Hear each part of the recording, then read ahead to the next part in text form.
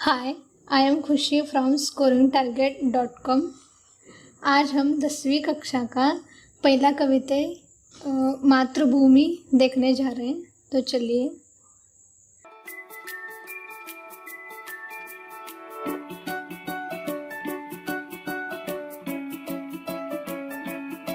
हमारा पहला कविता है मातृभूमि।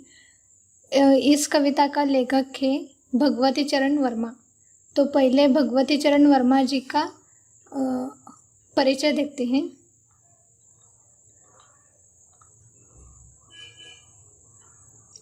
श्री भगवती चरण वर्मा का जन्म 30 अगस्त 1903 को उन्नाव जिले उत्तर प्रदेश के शफीपुर गांव में हुआ था।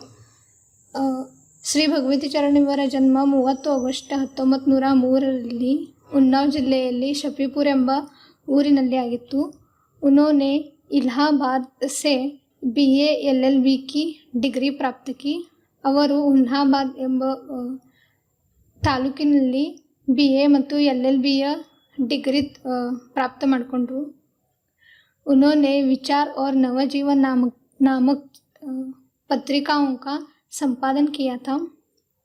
ಅವರು ಪತ್ರಿಕೆ ಅಂದರೆ ನ್ಯೂಸ್ ಪೇಪರ್ ಇದರ संपादने ಮಾಡಿದರು। विचार ಮತ್ತು नवजीवन।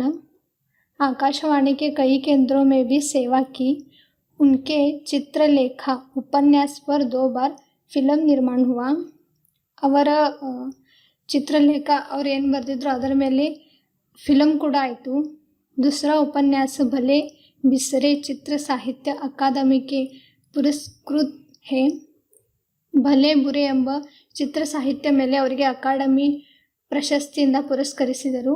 अपने खिलौने वतन 3 वर्ष टेढ़े मेढ़े रास्ते युवराज जुंटा उपन्यास मेरी कहानियाँ मोर्चाबंदी तथा संपूर्ण कहानी संग्रह मेरी कविताएं सविनय और एक नाराज कविता मेरे नाटक वसीयत आदि उनकी अन्य लोकप्रिय कृतियां हैं। 5 अक्टूबर 1921 को वर्मा जी का देहांत हुआ। ಅಂದರೆ 5 ಅಕ್ಟೋಬರ್ 1981ರಲ್ಲಿ ಅವರ ದೇಹಾಂತ ಆಯಿತು।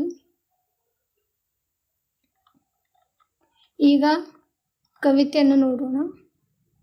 ಈ ಕವಿತೆಯ ಮುಖ್ಯ ಆಶಯ ಇದೆ ಅಂದರೆ इस कविता के द्वारा कवि मातृभूमि की विशेषता का परिचय देते हुए छात्रों के मन में देश प्रेम का भाव जगाना चाहते हैं।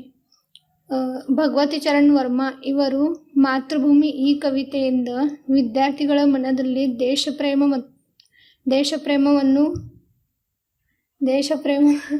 ಭಾವವನ್ನು ನಿರ್ಮಾಣಿಸಲು ಪ್ರಯತ್ನಿಸುತ್ತಿದ್ದಾರೆ। ಮಾತೃಭೂ ಶತಶತಬಾರ್ ಪ್ರಣಾಮ್। ಮಾತೃಭೂಮಿ ತಾಯಿಯೇ ನಿನಗೆ 100 ಬಾರಿ ಪ್ರಣಾಮ್। ಶತ ಅಂದರೆ 100 ಬಾರಿ। ಅಮರೋ ಕಿ ಜನನಿ। ಅಮರ್ ಅಂದರೆ ಮೃತ್ಯುಹೀನ ಜೋ ಕಭಿ ನಹಿ ಮರ್ತಾ। ಅವರ ನೀನು ಜನನಿ ಇದೆಯಾ, ಅದಕ್ಕಾಗಿ ನಿನಗೆ 100 ಬಾರಿ ಪ್ರಣಾಮ್। मातृभू शत बार प्रणाम। तेरे ऊर में शाहिद गांधी बुद्ध और राम मातृभू शत बार प्रणाम। ಊರ ಅಂದರೆ ಹೃದಯ, ನಿನ್ನ ಹೃದಯದಲ್ಲಿ ಶಾಹಿದ್ ಅಂದರೆ ಸೋಯಾ ಹುವಾ, ಅಂದರೆ ನಿನ್ನ ಹೃದಯದಲ್ಲಿ ಸೋಯಾ ಹುವಾ ಅಂದರೆ ಅದರ ಅರ್ಥ ಇನ್ನೂ ಅಮರಿದ್ದಾರೆ ಅಂತ ತಿಳ್ಕೋಬೇಕು। ನಿನ್ನ ಹೃದಯದಲ್ಲಿ ಗಾಂಧಿ ಬುದ್ಧ ಮತ್ತು ರಾಮ ಇನ್ನೂ ಅಮರವಾಗಿದ್ದಾರೆ। ಮಾತೃಭೂಮಿ ತಾಯಿಯೇ ನಿನಗೆ 100 ಬಾರಿ ಪ್ರಣಾಮ್। ಹರೆ ಭರೆ ಹೇ ಖೇತ ಸುಹಾನೆ। ಹರೆ ಭರೆ ಹೇ ಖೇತ ಸುಹಾನೆ ಹೊಲದಲ್ಲಿ ಎಲ್ಲ ಹಚ್ಚು ಹಸಿರಾಗಿದೆ। ಫಲ್ ಫುಲೋನ್ ಸೆ ಯೂತ್ ವನ್ ಉಪವನ್ ವನ ಉಪವನದಲ್ಲಿ ಹಣ್ಣುಗಳು ಹೂಗಳು ತುಂಬಿವೆ। तेरे अंदर भरा हुआ है खनिजों का कितना व्यापक धन। ನಿನ್ನಲ್ಲಿ ಖನಿಜಯ ಸಂಪೂರ್ಣ संपत्ति ತುಂಬಿದೆ। मुक्त हस्त तू बांट रही है सुख संपत्ति धन धाम। मातृभूमि शत बार प्रणाम। ಮುಕ್ತ ಹಸ್ತೆಯಿಂದ ನೀನು ನಮಗೆ ಸುಖ ಸಂಪತ್ತಿ, ಧನ, ಧಾಮ್ ಅಂದರೆ ಆಶ್ರಯ ಇವೆಲ್ಲ ನೀಡುತ್ತಿದ್ದೀಯಾ ತಾಯಿ, ನಿನಗೆ 100 ಬಾರಿ ಪ್ರಣಾಮ. ಏಕ ಹಾತ್ ಮೇ ನ್ಯಾಯ ಪತಾಕ ಜ್ಞಾನ ದೀಪ ದುಸ್ರೆ ಹಾತ್ ಮೇ, ನಿನ್ನ ಒಂದು ಕೈಯಲ್ಲಿದೆ ನ್ಯಾಯ ಧ್ವಜ, ಪತಾಕ ಅಂದರೆ ಧ್ವಜ, ಜ್ಞಾನ ದೀಪ ದುಸ್ರೆ ಹಾತ್ ಮೇ, ನಿನ್ನ ಎರಡನೇ ಕೈಯಲ್ಲಿದೆ ಜ್ಞಾನದೀಪ, ಜಗ ಕಾ ರೂಪ ಬದಲದೆ ಹೇ ಮಾ, ಏ ತಾಯಿ ಈ ಭೂಮಿಯ ಈ ಜಗತ್ತಿನ ರೂಪ ಬದಲಿಸು.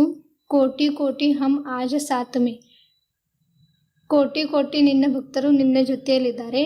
ಗುಂಜು ಉಟೆ ಜೈ ಹಿಂದ್ ನಾದಸೆ, ಎಲ್ಲ ಭಕ್ತರು ಕೂಡಿ ಗುಂಜು ಉಟೆ ಅಂದರೆ